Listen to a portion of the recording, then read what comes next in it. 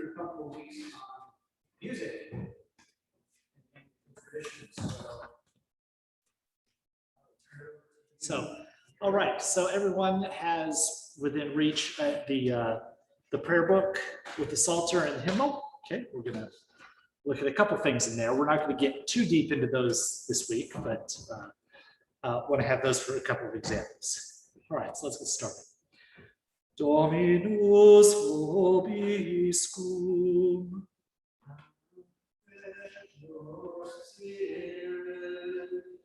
Deus largitor pacis et amator caritatis, da famulis tuis veram cum tua voluntate concordia, ut ab omnibus quae nos pulsant, tentum sabium liberemur, per Dominum. Amen. Okay, how many of you speak Latin? That's about what I thought. Okay, so what was that? What just happened? Can you tell me?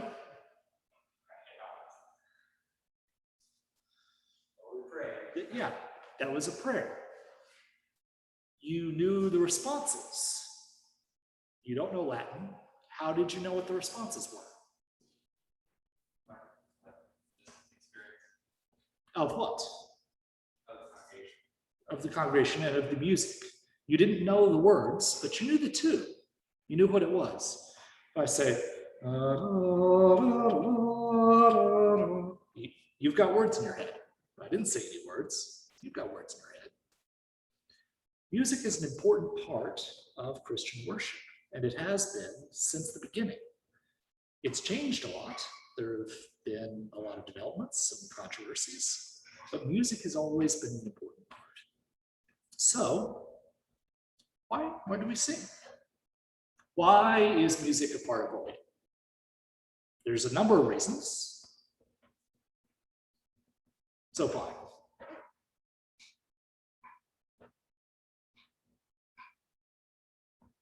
Crickets. Any ideas? Certainly.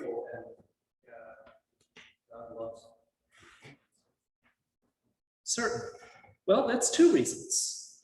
Because one, it helps us enter more fully into the experience, and it's a gift that we can give to God.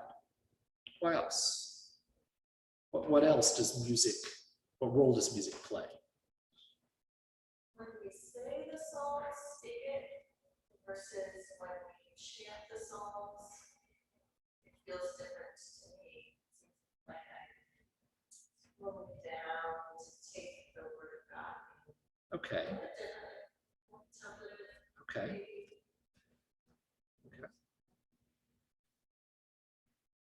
Any other thoughts that come to mind? That music is more deeply remembered, if that makes any sense. It certainly is. You don't learn, kids generally don't learn to say their ABCs, they learn to sing their ABCs. And the songs that we sing, that's how we remember a lot of it. So these are a number of the reasons why we sing. In addition to these, there's some more symbolic reasons beyond just the presenting a beautiful gift to God. The Orthodox tradition to this day maintains a cappella singing only. And one of the main reasons for that is that the voice is the instrument God made. We made organs and harps and flutes, but God made the voice. And so from the Orthodox perspective, that means that the voice is the best way to give back to God.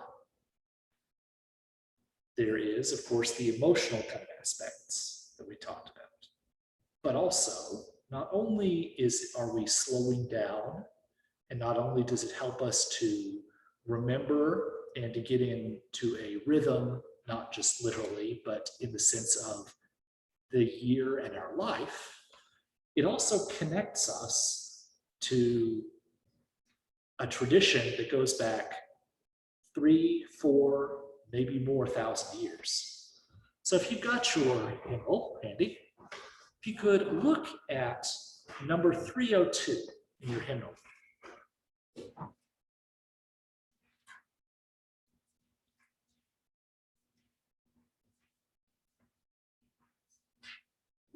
So the text on here, Father, we thank thee who has planted thy holy name within our hearts. This is a Eucharistic hymn, and it talks about how there was seed that was scattered on the hillside, and now that it's grown up, it's been harvested, and it's been brought back and made into the bread of the Eucharist. And how we, as the body of Christ, have gone our own ways, have been scattered, but we have been gathered back in as the body of Christ. If you look down at the bottom, it says the words Greek about 110. Except for the hymn in Philippians, this may be the oldest Christian hymn that we have. It says about 110. This is from a text called the Didache that is also called the Teachings of the Apostles. This is the oldest Christian text that we have past the New Testament. It might actually even be older than the book of Revelation. This hymn, to be included in there, was already well known. The apostles may have sung this hymn. Not this music, but they may have sung this text. If they didn't, then Christians who personally knew the apostles sang this hymn. So we're trying not to introduce too much all new music at once, so we didn't sing this one today, but we're going to be introducing this and some new hymns as we go along. This hymn connects us with Christians all the way back in the first century. In addition to that connection, there are pragmatic reasons for singing. Here, we're in a fairly small building. But even if you just get to, say, building over at Heavenly Rest, or certainly if you've ever been to any of the enormous cathedrals over in Europe, some of those you could fit academic buildings inside the nave. And if someone is just speaking, you can't really tell what they're saying. Even with modern microphones and speakers, you can't really tell what they're saying unless you already know what's going on. But when it's sung, one, not only does it carry, one person singing can fill an entire cathedral, the right person, but one person singing can fill the entire cathedral singing. And you can hear what they're saying. If you have a priest who is facing east, away from the congregation, and he is singing the Eucharistic prayer, you may not be able to hear all the words, but you know what's going on, and you're still a part of it.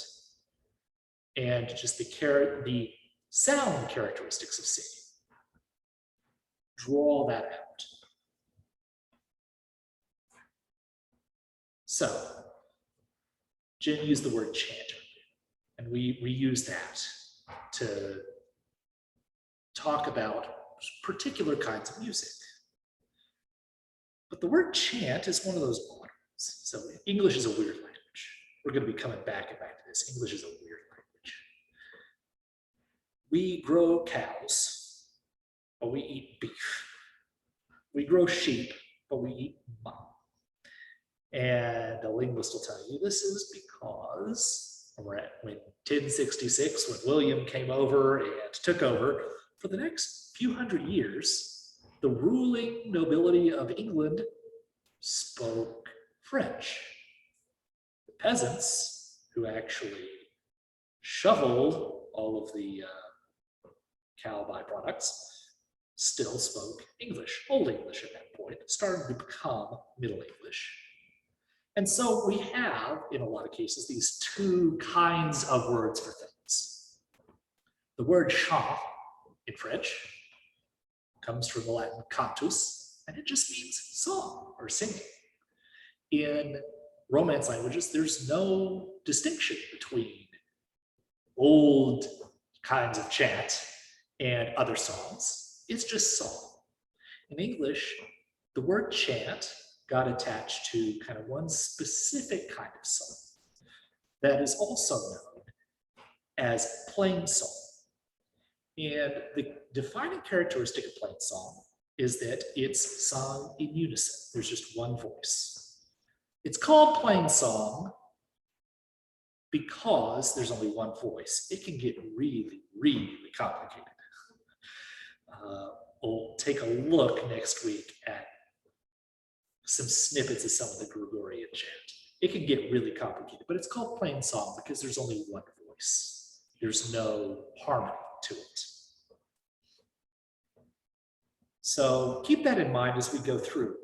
Chant is a thing that defines some styles, but it's not as sharp as you might think just for having a word for it. So humans have been singing since before there was writing. It goes way, way back, longer than we have any idea. By the time of the Greeks in Athens, there was already music theory. Their music theory is related to our music theory, but it's changed a lot. We actually, until the last few years, didn't know for sure what Greek music sounded like at all. They would talk about it, but one of the things with music is that, well, how do you tell from a piece of paper what it's supposed to sound like? And we didn't know.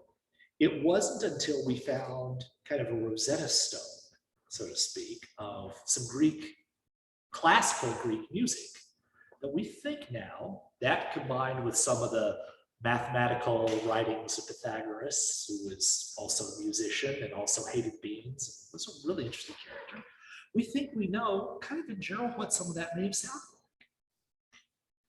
But one of the characteristics, at least of the music that we know about in Greek history, was that it was very much connected with the Greek religion. So if you remember back to your literature classes, you probably read some of the Greek plays, some of the few surviving ones.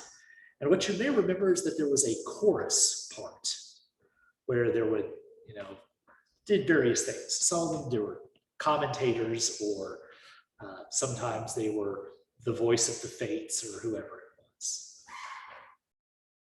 But these chorus parts, they would typically, or at least frequently, be accompanied by organ. They had organs back then. They were water powered. They were not nearly as loud as modern organs, but they had them. But the context of these were within the Greek plays, and presumably other religious rites that we don't have stuff written down for in detail. But the Greek plays that we know, those were done in the context of contests, particularly in Athens. Athens was the big place, they did a lot of that. And so you'd have a play contest. So it was kind of like the modern film festivals at Cannes or Sundance. All the playwrights would come up and they'd say, okay, for this year, I'm gonna put on my play, and everybody puts on their plays, and there's awards and all this kind of stuff. But these plays were not just entertainment. The Greek plays were explicitly presented as an offering to Dionysus, the god of festivals and revelry. So when they had a festival, sure, they'll have their plays and plenty of drinking, of course, but it was also an explicitly religious context. Then the Romans, of course, had their own civic religion and their own arts, perhaps not quite as focused on arts as the Greeks, more martial, but they had a lot of that. Roman music, in contrast to Greek tended to be more choirs or more chamber music. Roman music more like a marching band. The legions would have their trumpeters, and you'd have your triumph, and and everybody coming through. But remember that even the Roman triumph was a religious occasion. So that's part of the context from which our music comes, or in which it developed. The other is the Hebrew tradition. Just like everyone else, the Israelites, well, and the Hebrews before they were Israelites, had their songs, their musical tradition. What did it sound like? We don't know in detail. But they had it. We know that. We know that we've got the Song of Miriam. We've got the Song of Moses. The horse and his rider, he's hurled into the sea. That is the Song of Moses and the Song of Miriam are considered to be possibly the oldest text out of the Bible, because it looks like, from these little quotes, those may go back older than the text that they're in. So once again, like you said, we go back, we have these things, we know them. How did they know them? They sang them. What did they sing them to? Nobody knows. We've lost the tunes, but they did. Then, of course, we've got the Psalms. And the Psalms, we call them the Psalms of David, because David wrote a lot of them. We'll have the same kind of thing when we get to Gregorian chant. Gregory didn't actually write most of them. David, he wrote a lot of the Psalms. He sure didn't write all of them.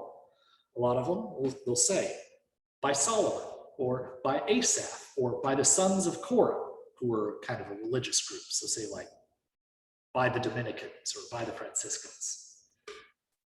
And we know they were sung because there are instructions that say to be accompanied by flutes or to be accompanied on stringed instruments.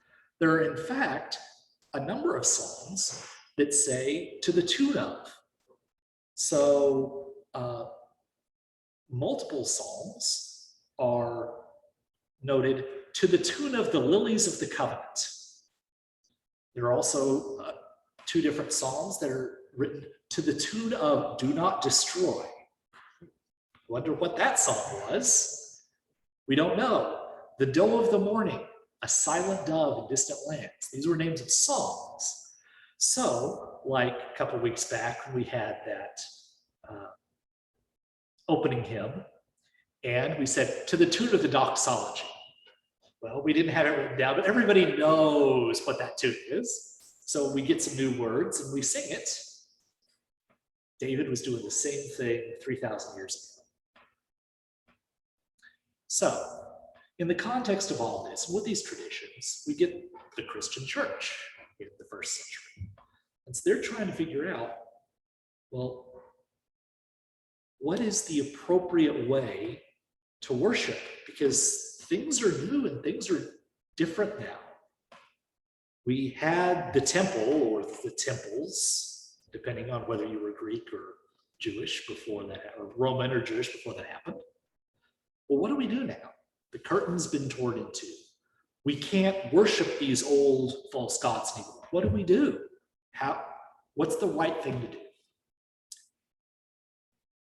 And it may shock you to find out that Christians had some lively debates about this.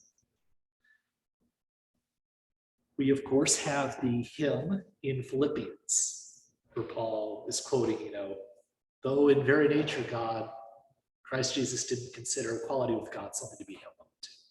That's a hymn that some Christian wrote within about 10 years after the resurrection. Some Christian wrote that hymn. It was being sung. Paul included it as an example in one of his letters. No clue who it was. We don't even know where it started. Just one of those anonymous Christians who has, nevertheless, become a part of our story through the music. However, there was a lot of concern.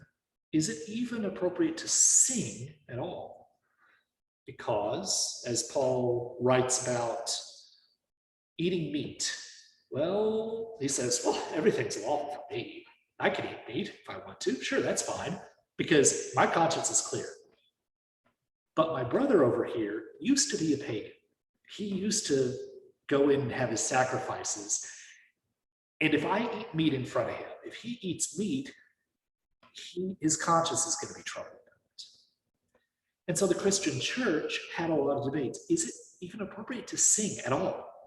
Because in the Greek context, singing was religious, and it was to Dionysus or to Apollo, the god of music, or these other deities. The opening of the Iliad invokes the muses to speak through the poet. That's not okay for Christians. We need to get rid of all this to make sure that we're not crossing the line. Of course, the Jewish tradition comes back and says, well, we've got the Psalms that were written to God that speak about all of our conditions of life. We've had these for thousands of years. They're perfectly appropriate, and we should continue singing them. At which point the Greeks say, oh, you're just trying to be Judaizers.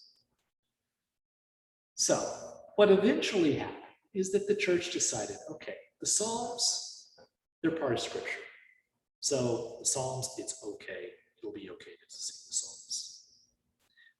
One of the really interesting characteristics of Hebrew poetry, Psalms in particular, is that it's not based around meter and rhyme. Most English poetry, meter and rhyme, Germanic languages in general, most Romance languages, it's built around meter and rhyme. You may remember your dactylic hexameter from your literature courses, or the iambic trimeter that a lot of Latin poems are written in. The Psalms aren't written that way. Instead, they're written using a literary style that translates pretty well. So if you can pull out your 79 prayer book and look, let me make sure I've got the right psalm on here.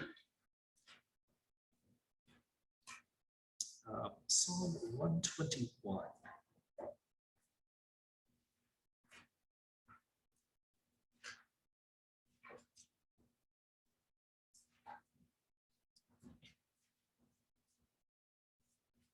So this is on page 779. Let's read this one, and we'll read it by whole verse. I'll read verse 1 and you read verse 2. I lift up my eyes to the hills. From where is my help to come?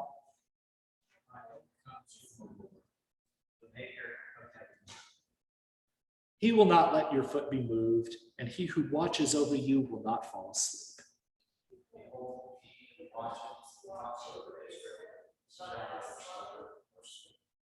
The Lord himself watches over you. The Lord is your shade at your right hand.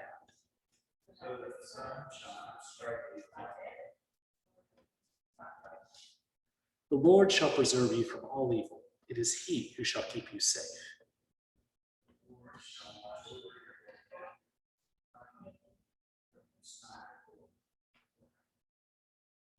So you see in that psalm, there's a kind of it's responsive. One verse says something or asks something, and then the next verse is a reply to it. And there are several of the psalms that are like this.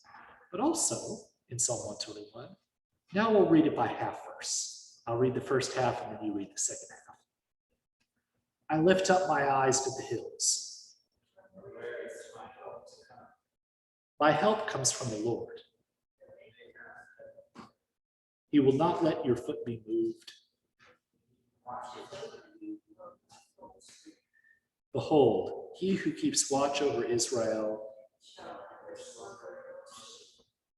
the Lord himself watches over you,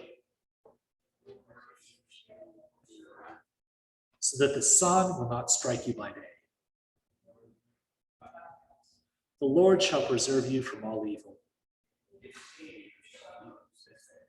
The Lord shall watch over your coming out, your going out, and your coming in. From this time forth. And so what we have in there is it's called parallelism, where First, there will be a statement, and then there might be an answer to it, or there might be a rephrasing, or there might be a kind of a, yeah, that's it.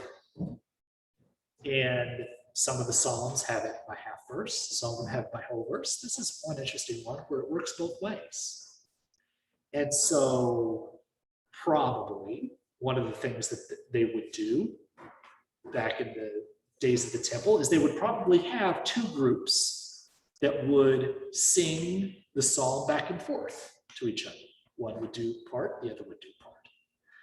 The early Christian church, though, everything was in unison. Part of this was because of just size. The church was small. A group this size might be the church in forever. The church also, everything, it was only singing, no instruments. Part of that was the religious connotations of a lot of the instruments, especially things like organs in the Greek tradition, but also some of it was practical.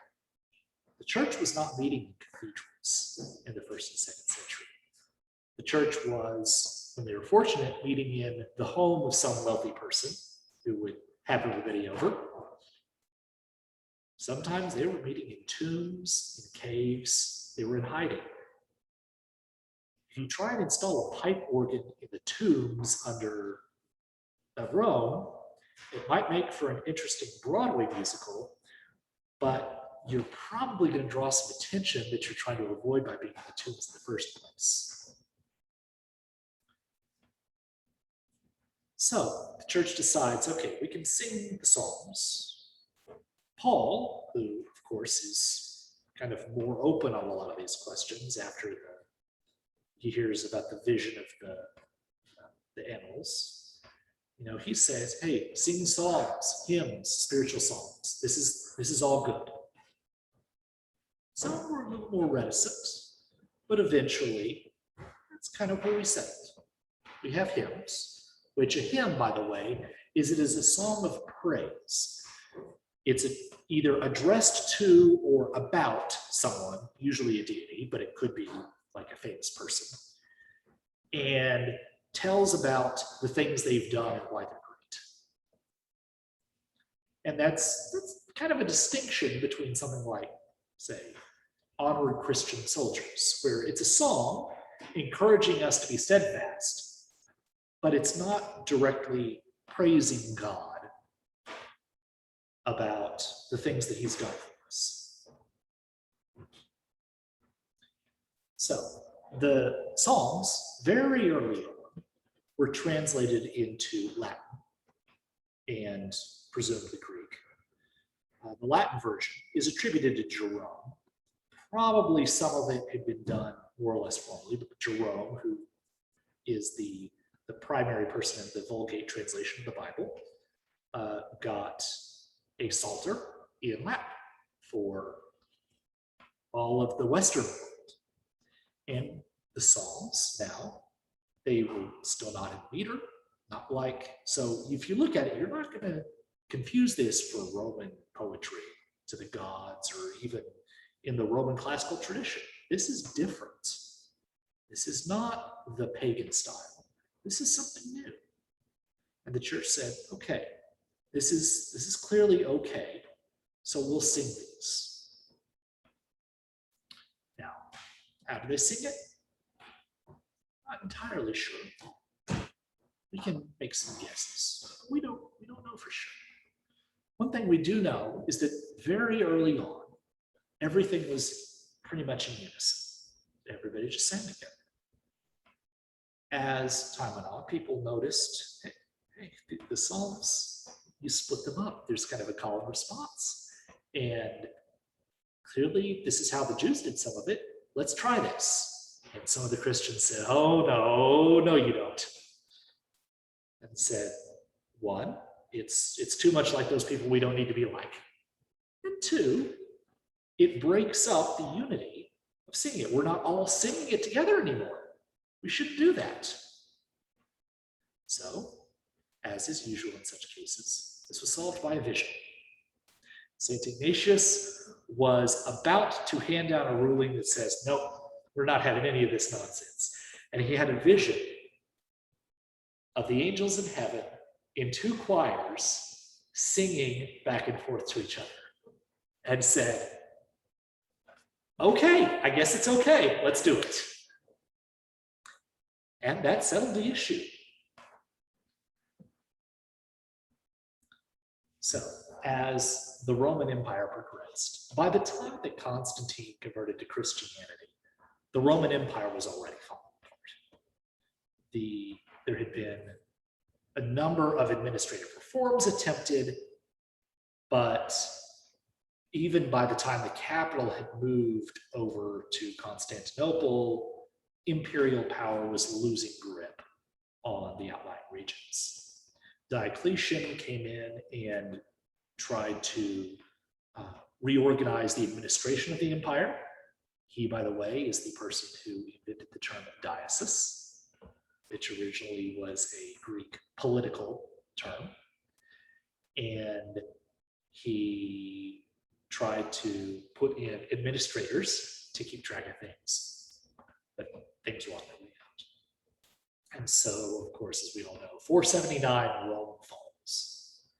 Well, Constantinople and the Roman Empire continued for another 1,000 years after that. But there was a very clear distinction between East and West from that point on. The East were now Romans, the West were no longer Romans. In fact, as late as the early 20th century, there were still some people on some of the Mediterranean islands who identified themselves as Romans. But we come from the Western tradition. So there is a very rich Eastern and particularly Orthodox tradition of music, and it branches off at this point. We'll follow the Western. As we know, the church Christianity spread rapidly throughout Europe, but also in fits and starts. St. Patrick had already been to Ireland by this point, and we've got some Celtic influence in the music that we sing every Sunday. The Germans, the Germanic tribes, of course, had their own traditions. The Romans, of course, Rome may have been sacked, may have been wiped out, but it's still Rome. The eternal city is still the eternal city. And music traditions started to develop. Now, at this point, say about 500, they had MySpace at this point, but they did not yet have YouTube and definitely no TikTok. So when somebody comes up with some new musical phenomenon, it's not going to instantly spread over the entire world. It's going to be there locally, which gives room for a lot of development in different styles, different schools eventually. So in around 600, Gregory the Great, the Bishop of Rome, decides that we need to do some consolidation and clean things up. The Western Roman Empire has been effectively dead for 150 years at this point. Things have kind of fragmented. It's like, okay, we need to pull everything in and clean some stuff up. And he was one of the first who instituted one of the traditions of what became Gregorian chant. It's called Gregorian chant because he started the tradition. But what we have now comes much later. It was the development of what he started. Interestingly enough, one of the rules that Gregory put down was that anyone who is in major orders, meaning a deacon, a priest, or a bishop, is only allowed to sing the simple chant tones. A deacon, priest, or bishop is not permitted, according to Gregory, to sing melodies. The reason for this is that while Gregorian chant was not the same as what we call Gregorian chant now, they're already starting to get some really cool songs.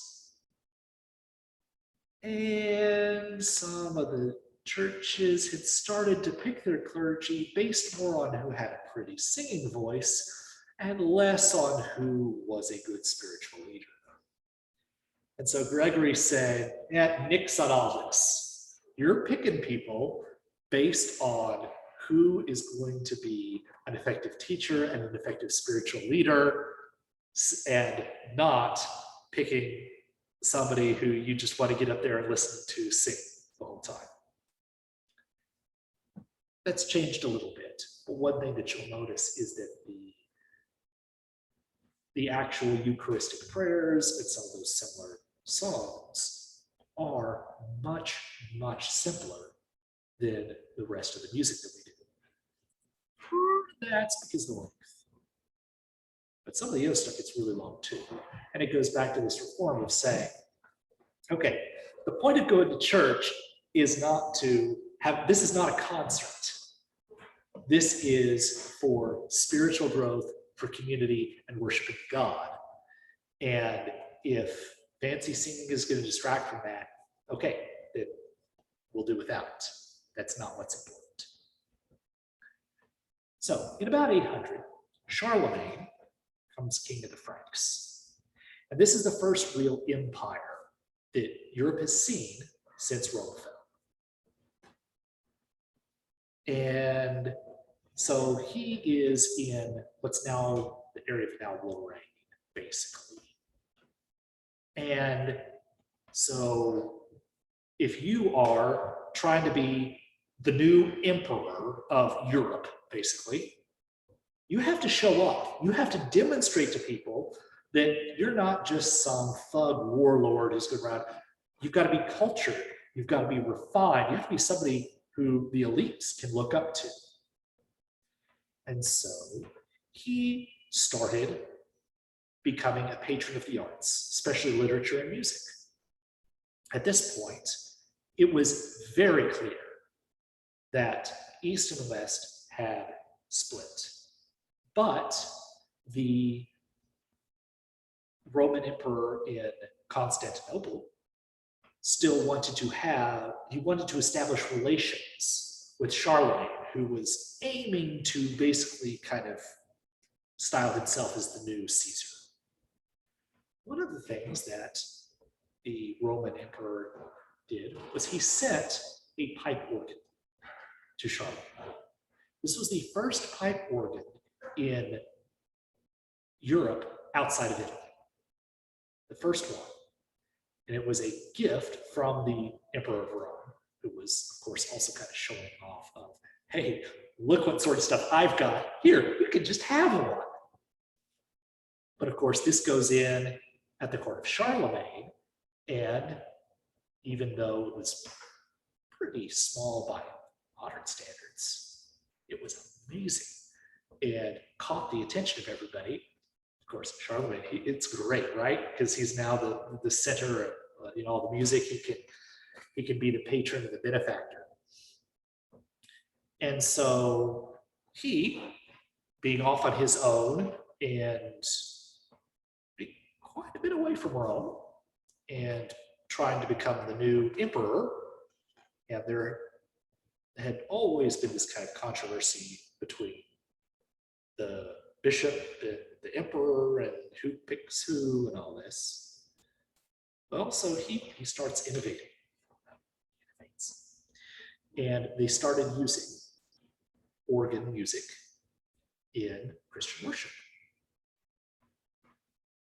The Pope wasn't sure about this, but because Charlemagne had become the center of patronage in the arts, he really started defining the style of music and the arts in Europe.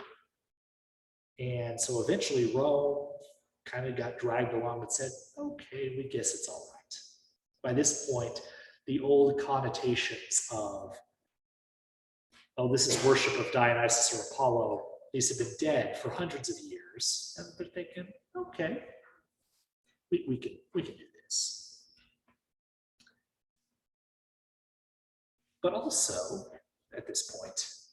The Charlemagne and some others. Charlemagne was the big one, but as things develop, you get other nobles who also want in on some of the prestige. They start funding what are called schola, just meaning schools, academies. And we would, in English today, we'd call these conservatories. They were music schools, basically. They would have composers on staff who would write new music and they would perform it. Some of this was secular, but most of it was religious. And so this is the tradition where eventually you get somebody like J.S. Bach, who was not paid for writing music. He was not a professional composer. He was a professional organist and choir master. And he wrote nearly all of his music for his choir to sing in church. But his job was to be the church organist and to lead the choir. And so we have a similar thing here where the prestige, keep in mind, this is the time of fancy monasteries being established and all that. Prestige was, I'm wealthy, and so I'm going to give it to the church. Prestige, and maybe also you get people to pray for your soul. Maybe get you a few hundred years off of purgatory. The development of these schola means that you've got professional musicians now who can take more time to improve their technique, to practice, and who can afford to have books. Because remember, we don't have printed books. This is the day of the illuminated manuscripts and the monks sitting at their benches the whole time, writing things out by hand. You don't have songbooks tossing around, two in every pew, just grab one and look at it. Schola were places where people could come, they could become skilled in music, and these fancy songs and melodies, they would have time to practice them, and you could get copies of them, you could learn them. And so that's where what we now call Gregorian chant really develops. These very complex, florid melodies that it was not expected everyone could sing. Well, okay. So what are you going to do if you've got one person who sings and nobody else can? Well, to some extent, you can just say, everybody else sit back and watch. But at least in the monastic communities and in some of the churches, that's not going to fly. If you've got a monastery full of monks, they're not there to just sit back and listen to somebody sing. In particular, the rule of Saint Benedict has the monks singing the entire book of Psalms every week. All 150 Psalms, including Psalm 119, every week. And how do they do that? They were singing all throughout the day. We've got now in the Anglican tradition, we've got pretty much morning and evening prayer. They had matins, which is at about 4 o'clock. They had lauds, which is sunrise. And then all throughout the day, down to vespers in the evening, compline at night, and then they would get up in the middle of the night, about midnight, and go sing a few psalms. So one of the things is, if you've got these melodies, how do you let everybody else participate and do their part? One of the major answers to this is antiphonal singing. So we've already done a little bit of this. And next week in this class, we'll get into a little bit more practice on some of this. And with some of the settings that we're going to be looking at for morning prayer, well, us for morning prayer this summer, are antiphonal. And what that means is, so an antiphon just means the other voice. Sometimes the antiphon is a really complicated Gregorian melody. And you'll have a cantor who sings the antiphon, and then the congregation will sing verses of the psalms to just a plain psalm tone. And then after kind of a few verses, out of a paragraph, you'll sing the antiphon again, and then the congregation sings a few more verses. Then you can flip it around too. That the antiphon can be like a short musical phrase, and then the text can be complicated, and the cantor can sing part of that text. That's usually used on more canticles, something like, say, the Magnificat, if you're going to have a really complicated setting of that. The antiphon might be, "The Almighty has done great things for me." And so everybody sings, "The Almighty has done great things for me." The cantor sings a couple of verses, and everybody sings, "The Almighty has done great things for me." And that can go both ways. And you can mix those up so that the monks, if it's midnight and you're going out to sing, you're a monk. You're not rich, at least early on. You're not going to waste candles trying to read off of an extremely expensive book in the middle of the night to sing the psalms. No, you've learned those songs. Like you said, you sing them, you know them. And so you're going to get up in the middle of the night and you're going to sing those songs and then go back to bed and get up early.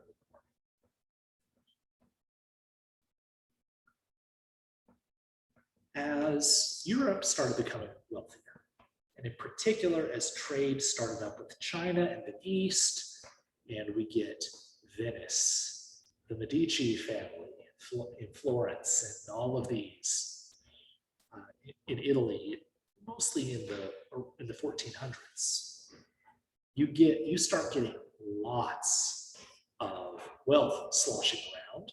And if you're rich, how do you show it off? You hire artists to make art and dedicate it to you. That's how you show off. You go in and you've got paintings all along there. And so people come in and you're like, "Oh, well, that's a Michelangelo, and that's a Leonardo." You hire musicians so that you say, "Hey, whole town, come in. I hired this orchestra and they're going to give this concert. Ain't I awesome?" At the same time, the printing press makes its introduction to Europe. And this revolutionizes music from the ground up.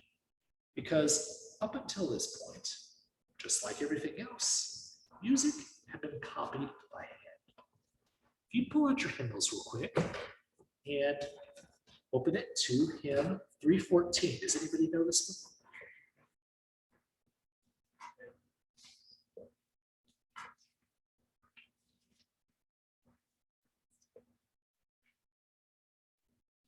Let's sing real quick. Let's just sing the first verse of this hymn. We know this one. Let's sing it. Humbly I adore thee, verity unseen.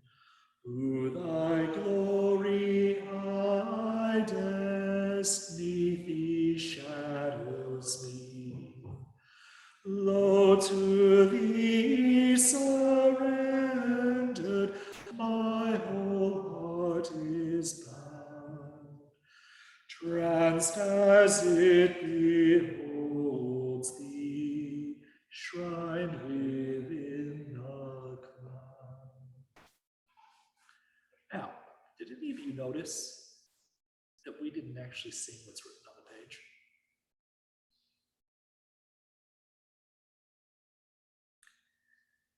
In particular, if you look at each kind of half line, on the first, the second, and the third, we've got a black note written on there.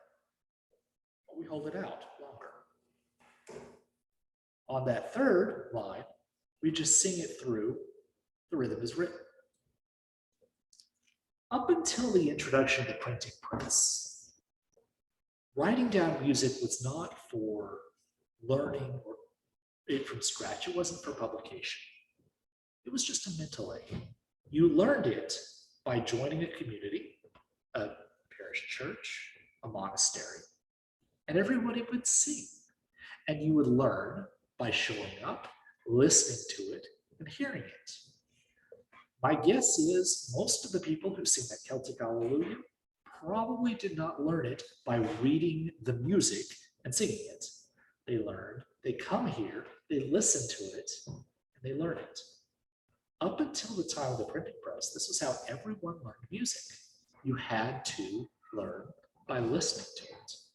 And what this means is that the music, everything that we have written down before about 1400, really 1450 maybe, it's just mental aids, memory aids. It's not meant for us to be able to look at it and sight read it. And one of the implications of that is that after chant fell out of style in the 1800s and began to be picked back up again in the second half of the 1800s, is that we'd forgotten a lot. We had this stuff written down, and everyone was, so they say, oh, we think we know how to, but it was stifling, stilted, it was boring. And everybody's, nobody liked it, there was no soul in it. Because what they wrote down, they didn't write down you speed up a little bit here, and then you slow it down. They didn't write down the flourishes or any of the embellishments, or that, okay, this part is sung even by one and then the other sing. They didn't write any of this stuff. You just knew it. You learned it. And what you had written down was notes, basically. In the mid-20th century, a couple of communities, particularly the Siouxland community, really went back and did a lot of study, and also just started singing this every day as a monastic community. Interestingly enough, when they found that when they started singing it every day, they kind of got into certain habits and just kind of did certain things. And then they realized once they did that certain markings on the old musical manuscripts, which we didn't know what they mean, they said, oh, that's what that means. Just the music itself has a life of its own. And when you immerse yourself in it, you learn it. And that's what these were. They were discovered not through study and analysis, but by bringing the music back to life. So during the Renaissance period, this was when what we think now of music began. Stuff that's written on 5 lines where you've got rhythms notated and multiple parts and all this came out. First, you had simply the old chants and people started harmonizing them. Kind of the first obvious step, right? You've got somebody singing the melody and somebody starts singing along the parts that sound good. Maybe nothing official or formal or set down, but stuff that sounds good. And so then you start getting the early composers, Achika, Palestrina, who are doing this fancy music. So it's really, really awesome. I personally prefer Achika more than Palestrina, but if you like Palestrina, I'm certainly not going to tell you that you're wrong. But one of the things about these is that the music gets pretty hard. It takes skill and training to be able to sing it at all, much less to just be able to look at it and sing it. A Palestrina song, you cannot put it in the hymnal and expect the congregation to just pick it up and sing it. And this was something that was very heavily criticized during the time of the Reformation. This is one of the things that Martin Luther had a beef with. And the scholar Erasmus, in his commentary on 1 Corinthians, says, we have brought into our churches certain operatic theatrical music, such a confused, disorderly chattering of some words as I hardly think was ever heard in any of the Greek or Roman theaters. The church rings with the noise of trumpets, pipes, dulcimers, and human voices strive to bear their part with them. I've personally been there, you can't hear yourself sing over the organ. It's the thing that happens. Men run to the church as to a theater to have their ears tickled. And to this end, organ makers are hired with great salaries and a company of boys who waste all their time learning these whining songs. So not everybody was the biggest fan. Well, now we consider it high culture. Back then, that's what they thought of it, like the praise music of modern times. So the Council of Trent, in particular, as the height of the Counter-Reformation, was saying, okay, you know what? We're just going to get rid of all this music in parts. We're going to go back unison singing, and that's it. And it was the music of Palestrina that, like the vision of Saint Ignatius a millennium before, finally got them to say, okay, we're not going to completely ban it, but the bishops, pastors need to be paying attention that the congregation is not just kind of sitting there going to musical performance. So, of course, then things in the Catholic tradition have changed again a lot with Vatican II and some of the more recent developments.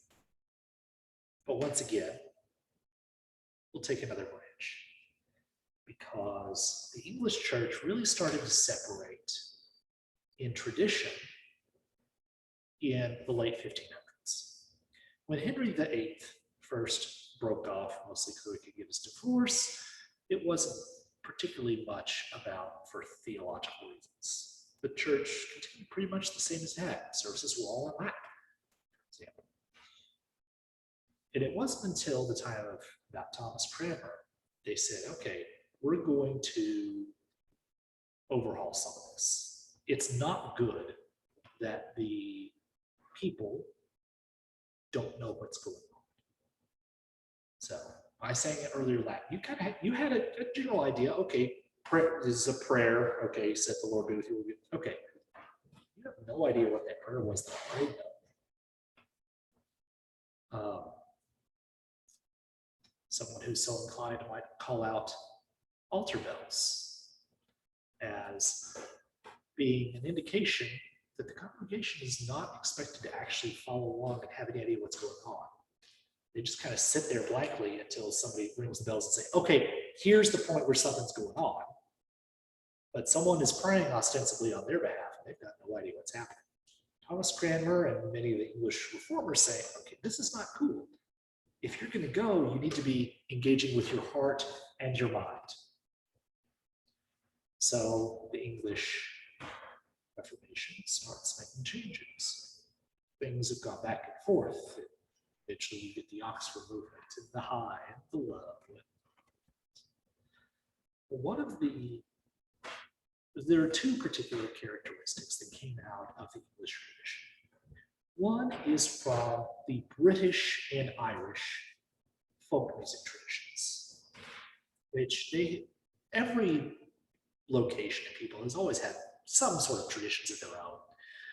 But the English, Scottish, and Irish, all distinct but related and borrowing from one another, musical traditions, had hymn melodies and harmonies that are the basis of a lot of the hymns that we sing today. Of course, the German tradition, of course, had their own, but the English, and it's distinct. You can tell which hymns or which tunes came from which tradition. That tradition also got transplanted with the settlers who came to the Americas, and especially in Appalachia, which to this day has its own distinct musical tradition. Many of the songs that we have in here, such as, What Wondrous Love Is This, and many of those come out of the Sacred Harp and related hymn singing traditions that you can trace them back to the specific shires in England where they came from. So the English has this distinct hymn tradition. I'm going to get into some of the hymns later on. They also have what's called Anglican chant. And this one was essentially unique to the Church of England and the Anglican Communion. And it's a particular style. It's in 4 parts. And it's a set of chords, very similar to a psalm tone, basically the same structure, where you say, okay, you've got these chords, and we know this when during the Easter season, we sang the Pascha Nostrum to it. And once again, like the psalm tones, going back to the Psalms, they are not metrical.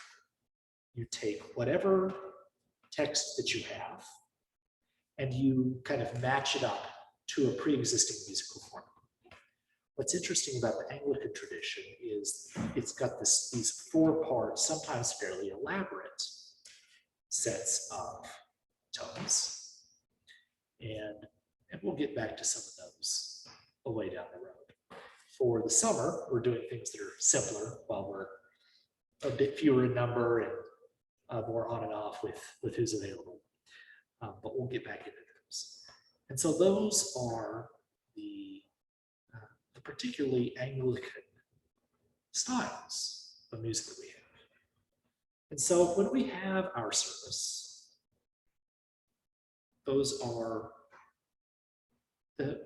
we have all those pieces that may go into it.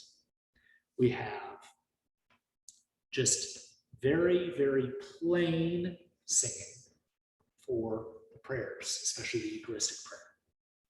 We'll have the psalm tones, fairly simple ones that once again are, you sing them to any psalm. It's a formula that you sing any psalm to. And we're using that for the summer psalm. We've got hymns of various kinds, and we're going to do Anglican chant. The one other that we will use occasionally, it's not going to be a routine part, is the more complicated melodic chants. The term Gregorian chant, you can get scholars arguing about what exactly is Gregorian chant, but you know melodic chant. Things like the Veni Sancte Spiritus, Come Holy Spirit, chant that I sang for Pentecost. And there will be some more of those where we will have a plain song and we'll just sing it. In fact, the hymn 314 that we sang, that's an example of one of those. It's one of the ones that's more developed. And of course, we've got harmony along with it now. But it just in itself is just a plain melody.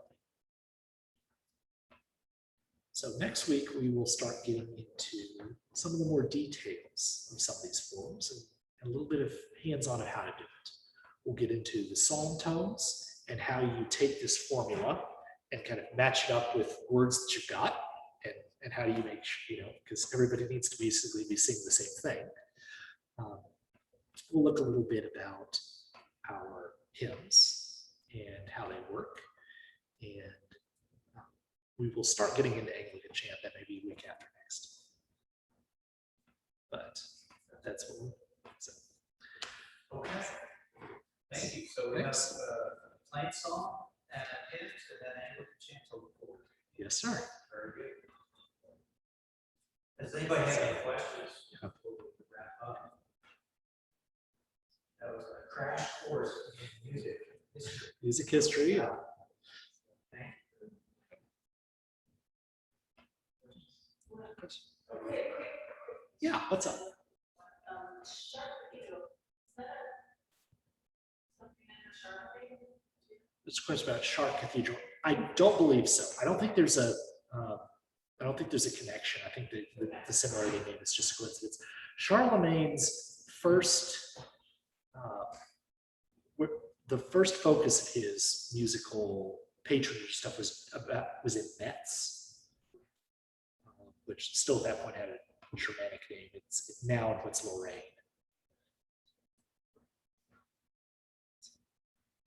Not necessarily musically related, but one connection with Charlemagne and Anglicanism, Church of England, was one of his scholars in the court of Aiken was Alcuin from Book. Yes, he was. Yes, he was. I didn't go on down that Oh, tangent. yeah, right. But yes, Alcuin of York absolutely was there and he was responsible for bringing a lot of the developing chant tradition back to England. And that's where, because, England had a lot of its developments, especially in Salisbury and, of course, London. And then a couple other places, Glastonbury before that one went down. But yeah, he brought the seeds of a lot of that back. Well, let me close this in prayer. And All right. Lord be with you. And with your spirit. Thank you, Lord, for learning. Thank you for the history of music and the beauty of the gift you gave to us. Thank you that we study that and study it with seeing. Pray for your blessing on our learning this week and the week after as we follow this. And for your safety and protection as we go into this week. In Christ's name we pray. Amen. Thank you very much. You all.